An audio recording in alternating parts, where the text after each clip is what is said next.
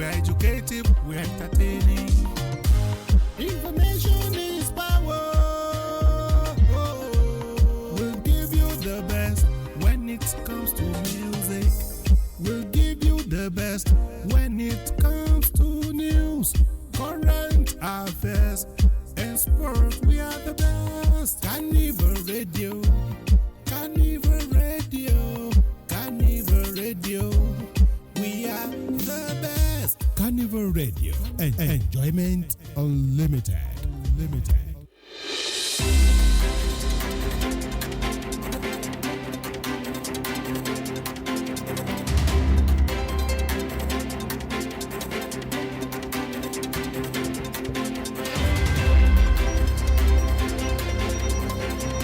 Good evening and welcome. This is World News from Carnival Radio. I am Oluwadamilare Badmus.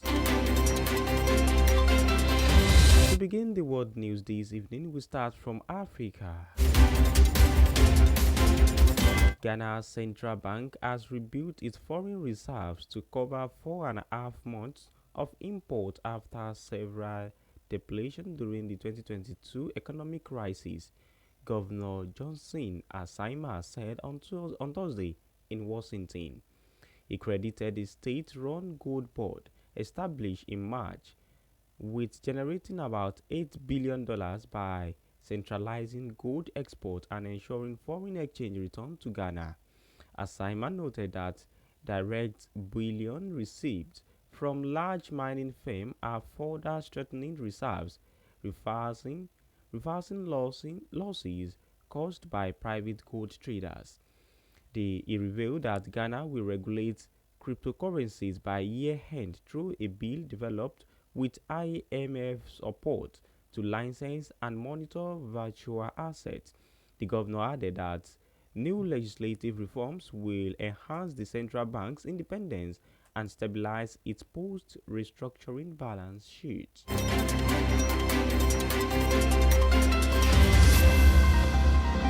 Moving forward to Asia, Chinese e-commerce giants are extending this year's single-day sales to 5 weeks to boost consumer spending amid China's sluggish economy.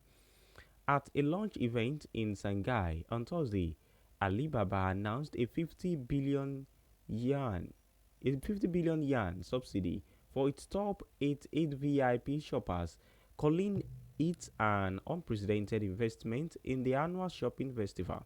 The sales, which began Wednesday night, will return through November 11, with rival DJ.com also rolling out similar offer to attract buyers. Alibaba said 55 brands including Nike, L'Oreal, Anta, and the Proya showed over 100 million yuan in the first hour of sales as the company integrated AI tools to improve product recommendations and expanded 1-hour delivery channels to accelerate order fulfillment nationwide. In Europe, British Prime Minister Keir Starmer is facing criticism over efforts to strengthen ties with China, with opponents accusing him of downplaying national security threats for economic reasons. The backlash followed the collapse of a trial against 2 Britons accused of spying for China after prosecutors said the government refused to label Beijing a security threat. Officials denied interfering in the case of appeased China, insisting judicial independence was upheld. Critics say it marks the 6th time the government has placed diplomacy above security and human rights concerns.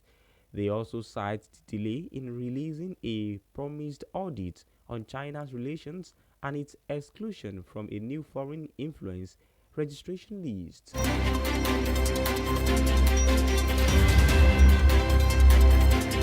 In North America, the Trump administration has redirected anti-terrorism funds from Democratic-led states to Republican ones under $1 billion Homeland Security Grants Program.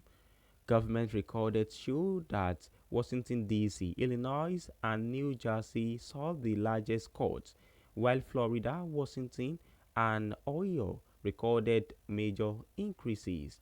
12 Democratic states have sued, alleging political bias in the allocation, through the Department of Homeland Security said the adjustments were based on risk analysis and threat from transactional crime.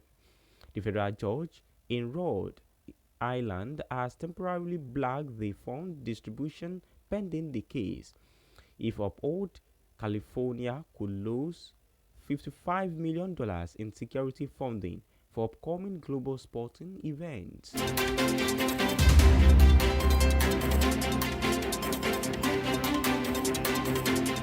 In South America, Brazil's central bank has said interest rates will remain at 15% for a prolonged period to ensure inflation steadily moves toward its 3% target. Monetary Policy Director Newton David stated this at a UBSBB event in Washington, explaining that policymakers would assess overall data trend rather than react to individual indicators. He said current figures align with expectations but stressed that growth must stay within sustainable limits for inflation control to succeed. David noted that early sign of cooling in some sectors following extended monetary tightening. He dismissed speculation about next year's election, saying the bank does not base policy on political development or fiscal concerns. And with that, we've come to the end of World News this evening. You can download the Carnival Media app on Google Play Store and the iOS App Store. The news was packaged by Elizabeth Tessie Okemukoko. I am Oluwadamilare Badmos. Thank you for listening. Enjoy the rest of your day. Good evening.